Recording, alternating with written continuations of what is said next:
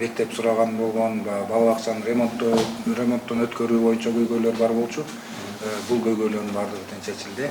Ак Суу районунда элдик курултайда калк тарабынан бир нече маселелер делегаттар тарабынан президентке маалымдалган. Негизинен таза суу, айыл аралаган жолдор, балдар бакчасы, тоолуу аймактардагы интернет түйүндөрү, мунапыс жана башка. Азыркы тапта элдик курултайдын улуттук кеңеши тарабынан жолугушуулар уюштурулуп, аткарылган иштерге мониторинг жүргүзүлүүдө.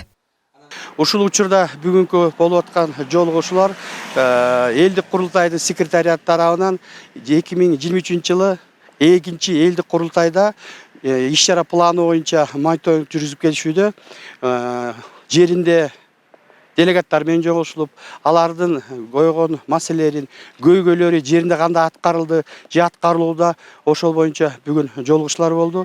Өзлөрү секретариаттын өкүлдөрү өзлөрү күбө болуп, жасалган иштер менен тааныштыр.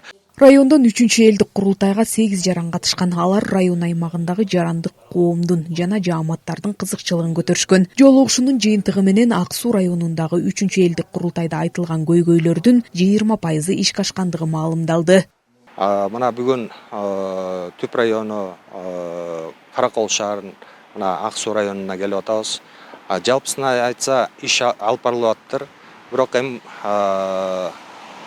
чындыкка калыстыкка айтканда жасалбаганда жумуштар бар. Бирок жүйөлүү себептер бар экен. Бул бардыгы акча каражатка кармалып атат да.